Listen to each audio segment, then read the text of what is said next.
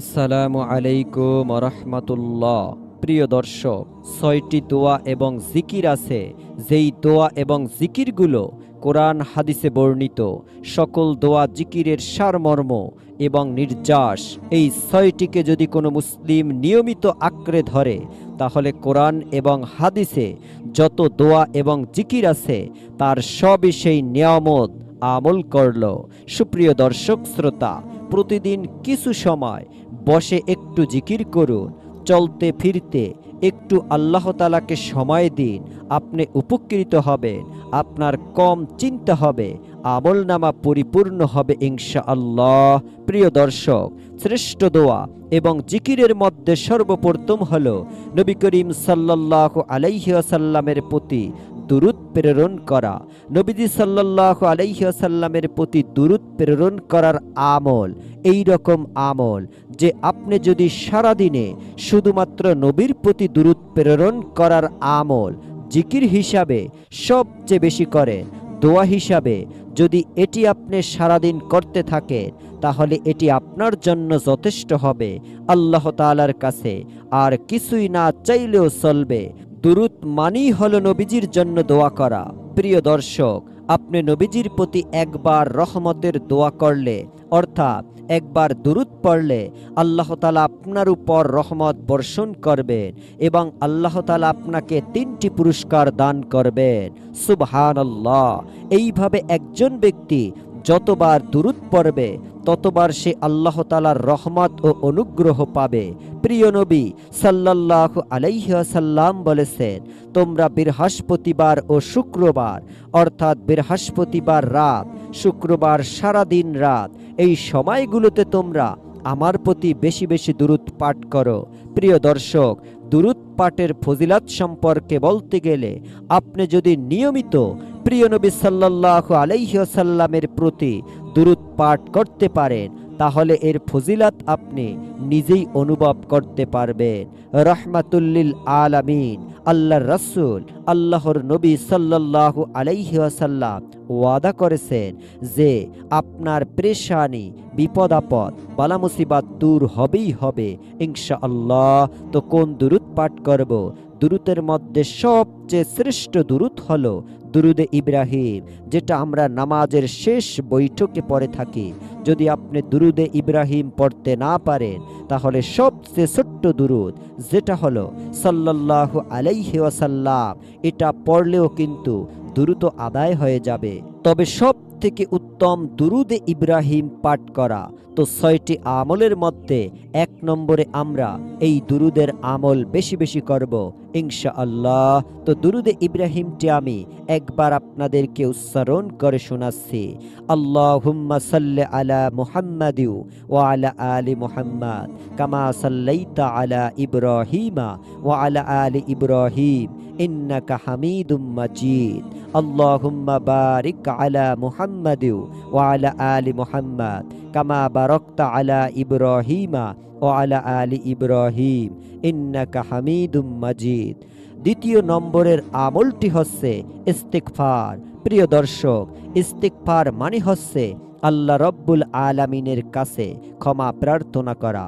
যেই ব্যক্তি ইস্তিগফারকে আঁকড়ে ধরবে, এটাকে প্রতিনিয়ত পড়তে থাকবে, ইস্তিগফার কখনো ছাড়বে না, সব সময় তার মধ্যে ইস্তিগফারের অব্যাহত থাকবে, ওই ব্যক্তিকে আল্লাহ রব্বুল আলামিন বিভিন্ন পেরেশানি থেকে, এমন এমন পেরেশানি থেকে আল্লাহ তাআলা তাকে মুক্ত করবেন যা সে কল্পনাও করতে পারবে না। প্রিয় দর্শক, ইস্তিগফার হলো এমন একটি আমল যেটা আমাদেরকে দুনিয়ার পেরেশানি থেকে দূর করবে এবং আখিরাতের পেরেশানি থেকে দূর করবে। দুনিয়ার পেরেশানি আমাদের বিপদ আপদ, মুসিবত, রিজিকের অভাব অনটনগুলো, আর আখিরাতের পেরেশানি হলো আমাদের পাপগুলো। এইগুলো, এই 2 ধরনের পেরেশানি থেকে আল্লাহ তাআলা আমাদেরকে মুক্ত করবেন ইনশাআল্লাহ। প্রিয় দর্শক, ইস্তিগফারের অনেক ফজিলাত। তাই আপনি যখন সময় পান, অফিসে যাচ্ছেন, হেঁটে হেঁটে বাজারে যাচ্ছেন, লম্বা সিরিয়ালে দাঁড়িয়ে আছেন, অবসর সময়, নিরিবিলি সময় বসে আছেন, সেই সময়গুলোতে ইস্তিগফার পরে পরিপূর্ণ করে ফেলুন। ইস্তিগফার সকল সমস্যার সমাধান। আস্তাগফিরুল্লাহাল্লাযী লা ইলাহা ইল্লা হুয়াল হাইয়ুল কাইয়্যুম আতুবু ইলাইহি লা হাওলা ওয়ালা কুওয়াতা ইল্লা বিল্লাহিল আলিউল আযীম। প্রিয় দর্শক, ইস্তিগফারের মধ্যে সবচেয়ে শ্রেষ্ঠ সাইয়্যিদুল ইস্তিগফার। এই সাইয়্যিদুল ইস্তিগফার আপনি যদি না পারেন, তাহলে আপনি দেখে দেখে এটি পড়তে পারবেন। বিভিন্ন জায়গা থেকে এটিকে ডাউনলোড করে দেখে দেখে মুখস্থ করতে পারবেন। কাগজে লিখে রেখে এটি আপনি দেখে পড়তে পারবেন। তারপরেও দেখে থেকে হলেও আপনি এটাকে পড়ুন। ইস্তিগফারের আমল আপনার মধ্যে অব্যাহত রাখুন। আপনি সাইয়্যিদুল ইস্তিগফার পড়তে না পারেন, কোনো সমস্যা নেই, কোনো পেরেশানি নেই। সবচেয়ে ছোট্ট ইস্তিগফার হলো আস্তাগফিরুল্লাহ। এর অর্থ হলো, হে আল্লাহ, আমি আপনার কাছে ক্ষমা চাই। আপনার অগণিত ভুল হয়, আপনার মিনিটে মিনিটে, প্রতি ঘন্টায় ঘন্টায়, মুহূর্তে মুহূর্তে ভুল হয়। আপনি ইস্তিগফার পাঠ করতে থাকুন। ভুল হলেই আপনি ইস্তিগফার পাঠ করতে থাকুন। তাহলে প্রিয় দর্শক, পৃথিবীর শ্রেষ্ঠ 6টি দোয়া এবং জিকিরের মধ্যে দ্বিতীয় নম্বরটি হলো ইস্তিগফার। তাই আমরা ইস্তিগফারের আমলটি প্রত্যেকে প্রতিনিয়ত অব্যাহত রাখব ইনশাআল্লাহ। এটি হলো দ্বিতীয় নম্বর আমল। তৃতীয় নম্বর আমলটি হলো ইয়া জাল জালালি ওয়াল ইকরাম। এটি হলো একটি জিকির, আল্লাহ তাআলাকে ডাকা, আহ্বান করা, এটা হলো জিকির। ইয়া জাল জালালি ওয়াল ইকরাম। বিশ্বনবী মুহাম্মদুর রাসূলুল্লাহ সাল্লাল্লাহু আলাইহি ওয়াসাল্লাম বলেছেন, তোমরা ইয়া জাল জালালি ওয়াল ইকরাম এটাকে নিয়মিত আঁকড়ে ধরো, প্রতিনিয়ত পাঠ করতে থাকো। ইয়া জাল জালালি ওয়াল ইকরাম। কেন নবীজি সাল্লাল্লাহু আলাইহি সাল্লাম এত বেশি বলতে বলেছেন? এটার মধ্যে আমাদের লাভটা কি, এর ব্যাখ্যা করতে গিয়ে বলেছেন, ইয়া জাল জালালি মানে হলো, হে মহান বরত্বের অধিকারী, ওয়াল ইকরাম, হে দানশীল। তাহলে প্রথমে আল্লাহ তাআলার বরত্বের কথা স্বীকৃতি দিয়ে প্রশংসা করা হয়, আর দ্বিতীয়বার হে দয়াশীল বলে আল্লাহ তাআলার কাছে চাওয়া হয়। আল্লাহ তাআলার এই নাম অর্থাৎ ইয়া জাল জালালি ওয়াল ইকরাম, এই নাম ধরে ডাকলে আল্লাহ তাআলার কাছে চাওয়া হয়েছে। এই জন্য আমরা বেশি বেশি এই আল্লাহ তাআলার গুণবাচক নাম ধরে ডাকবো ইনশাআল্লাহ, ইয়া জাল জালালি ওয়াল ইকরাম। তাহলে এই গেল তৃতীয় নম্বর আমল। 4 নম্বরে যেই জিকির এবং দোয়া করতে নবী করিম সাল্লাল্লাহু আলাইহি সাল্লাম সব সময় আমাদেরকে উৎসাহিত করেছেন, প্রেরণা দিয়েছেন, সেটি হলো লা হাওলা ওয়ালা কুওয়াতা ইল্লা বিল্লাহ। এবং জিকিরের মধ্যে 4 নম্বর হলো লা হাওলা ওয়ালা কুওয়াতা ইল্লা বিল্লাহ। এর অর্থ হলো আল্লাহ ছাড়া কোনো ভরসা নেই, কোনো ক্ষমতা বা শক্তি নেই। অর্থাৎ মানুষের ব্যক্তিগত শক্তি, সামর্থ্য, ক্ষমতা, উৎসাহ যত বেশি থাকুক না কেন, আল্লাহ তাআলার তৌফিক না দিলে তা কোনো ধরনের উপকারে আসবে না।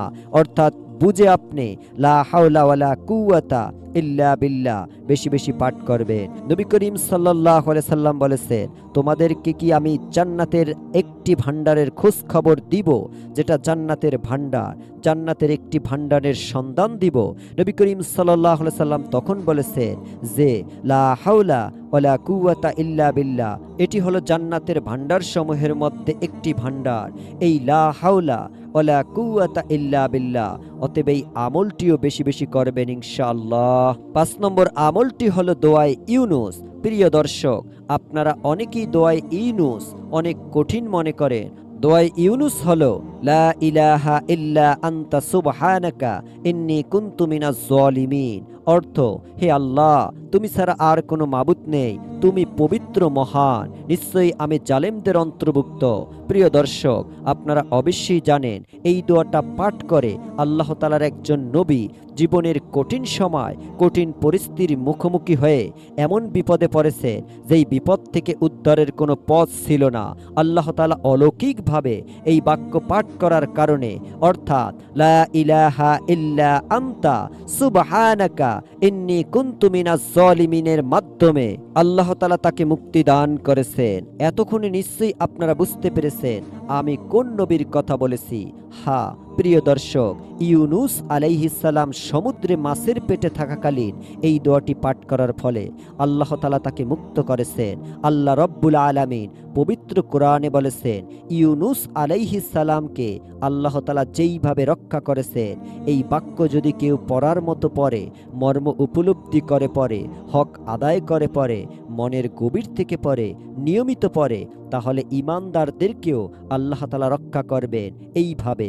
আল্লাহু আকবার। কেউ যদি বিপদে পড়ে, বালা মুসিবাতে পড়ে, তাহলে সে যদি এই দোয়াটি পাঠ করে, আল্লাহ তাআলা তাকে উদ্ধার করবে। তাই আমরা অবশ্যই নিয়মিত এই দোয়াটি পাঠ করব ইনশাআল্লাহ। এই গেল 5 নম্বর আমল। সর্বশেষ 6 নম্বর আমলটি হলো, প্রিয় দর্শক, ছোট্ট একটি দুরূদ রয়েছে। সেই দুরূদটি যদি আপনি একবার পাঠ করেন, আল্লাহ তাআলার রহমতের 70 জন ফেরেশতা 1000 দিন পর্যন্ত আপনার আমল নামায় নেকি লিখতে থাকবে। সুবহানাল্লাহ। প্রিয় দর্শক, এমন একটি দুরূদের কথা নবী সাল্লাল্লাহু আলাইহি ওয়াসাল্লাম হাদিসের মধ্যে বলেছেন। তো চলুন প্রিয় দর্শক, আজকের ভিডিওতে 2টি পার্ট আলোচনা করব। প্রথম পর্বে আলোচনা করব আল্লাহ তার রাসূলের সম্পর্কে কি বলেছেন, ও দ্বিতীয় পর্বে আলোচনা করব কোন দুরূদ একবার পাঠ করলে 70 জন ফেরেশতা 1000 দিন পর্যন্ত নেকি লিখতে থাকে। তাহলে চলুন আমরা সর্বপ্রথমে জেনে নেই দুরূদ পাঠের ফজিলত সম্পর্কে। মহান রব্বুল আলামিন কি বলেছেন? প্রিয় নবী সাল্লাল্লাহু আলাইহি ওয়াসাল্লামের নাম শুনলে দুরূদ পড়া তার প্রতি ভালোবাসার নিদর্শন। রব্বুল আলামিন রাসূলের প্রতি দুরূদ পাঠের নির্দেশ দিয়ে পবিত্র কোরআনের ইরশাদ করেছেন, নিশ্চয়ই আল্লাহর নবীর প্রতি রহমত নাজিল করেন এবং তার ফেরেশতাগণ নবীর জন্য রহমতের দোয়া করেন। হে মুমিন, তোমরাও নবীর প্রতি রহমতের দোয়া করো এবং তাকে যথাযথভাবে সালাম জানাও। সূরা আহজাব আয়াত নং 56। রাসূলের প্রতি দুরূদ পাঠের ফজিলত সম্পর্কে হাদিসে এসেছে, হযরত আবু হুরায়রা রাদিয়াল্লাহু তাআলা আনহু থেকে বর্ণিত, রাসূল সাল্লাল্লাহু আলাইহি ওয়াসাল্লামের ইরশাদ করেছেন, যেই ব্যক্তি আমার প্রতি একবার দুরূদ প্রেরণ করবে, আল্লাহ তাআলা তার উপর 10 বার রহমত বর্ষণ করবেন। সহিহ মুসলিম শরীফের হাদিস। সুবহানাল্লাহ। অন্য হাদিসে নবী করিম সাল্লাল্লাহু আলাইহি ওয়াসাল্লাম ইরশাদ করেছেন, যেই ব্যক্তি আমার প্রতি একবার দুরূদ পাঠ করে, আল্লাহ তাআলা তার প্রতি 10 বার রহমত বর্ষণ করেন, তার 10টি পাপ ক্ষমা করে দেন এবং তার জন্য মর্যাদা বৃদ্ধি করে দেন। সুবহানাল্লাহ। প্রিয় দর্শক, কত দামি একটি আমল হলো এই দুরূদ শরীফ। আপনি যদি 10 বার পাঠ করেন, আল্লাহ তাআলা আপনার প্রতি 100 বার রহমত বর্ষণ করবেন, 100টা পাপ ক্ষমা করে দিবেন এবং আপনার জন্য 100 মর্যাদা বৃদ্ধি করবেন এবং 100টি কবিরাহ গুনাহ আল্লাহ তাআলা মাফ করে দিবেন। 100 নেকি আপনার আমল নামায় যোগ করে দিবেন। সুবহানাল্লাহ। রাসূলের প্রতি দুরূদ পাঠকারীর ব্যক্তি কিয়ামতের দিন রাসূলের একেবারেই কাছে থাকবে। এই সম্পর্কে হযরত আব্দুল্লাহ ইবনে মাসউদ রাদিয়াল্লাহু তাআলা আনহু বলেন, তিনি বলেন, রাসূল সাল্লাল্লাহু আলাইহি ওয়াসাল্লামের ইরশাদ করেছেন, কিয়ামতের দিন লোকদের মধ্যে ওই ব্যক্তি আমার অধিক নিকটতম হবে যেই ব্যক্তি আমার প্রতি বেশি বেশি দুরূদ পাঠ করবে।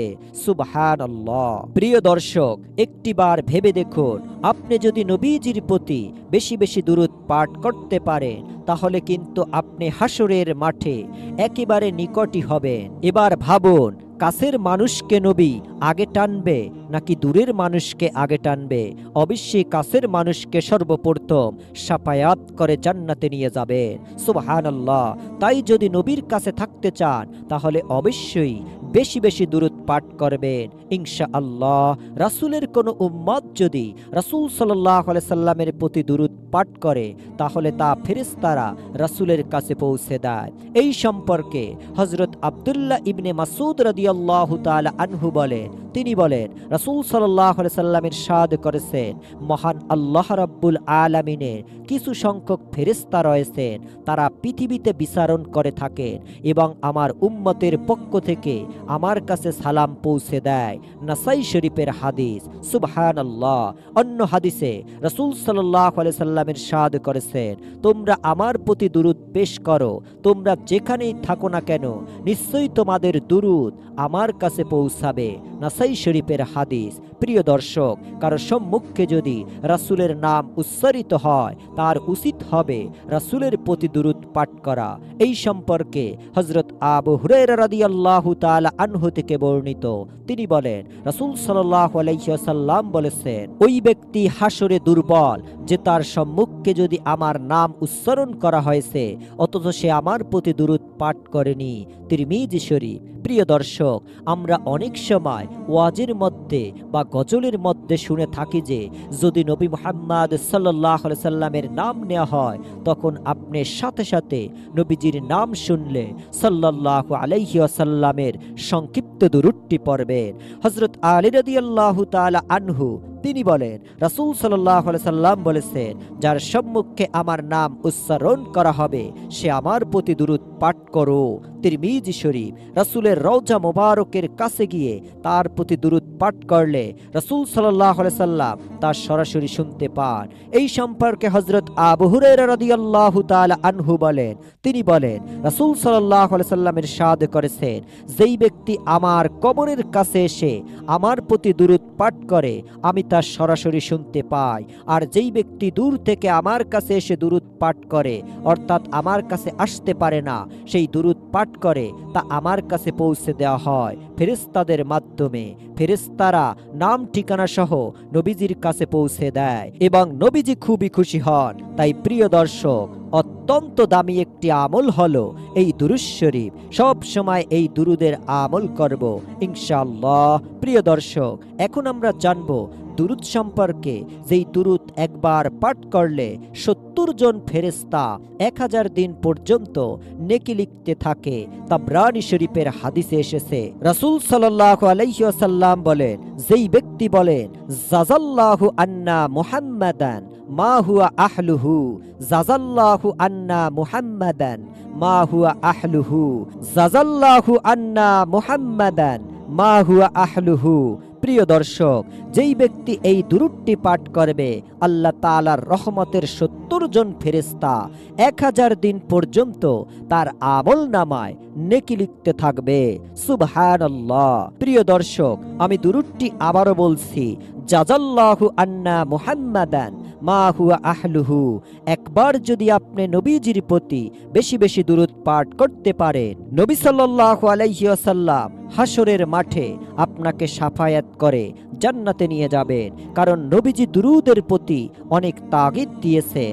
আপনারাও এই দুরূদটি পড়তে পারেন, সাল্লাল্লাহু আলাইহি ওয়াসাল্লাম, সাল্লাল্লাহু আলাইহি ওয়াসাল্লাম, সাল্লাল্লাহু আলাইহি ওয়াসাল্লাম, সাল্লাল্লাহু আলাইহি ওয়াসাল্লাম, সাল্লাল্লাহু আলাইহি ওয়াসাল্লাম। আপনি দেখবেন আপনি যতবার নবীর প্রতি দুরূদ পাঠ করেন আপনার মনটা খুবই ফুরফুরা লাগবে এবং আপনি খুব শান্তি অনুভব করতে পারবেন। তো প্রিয় দর্শক, আমরা সকলে আমলটি করি ইনশাআল্লাহ।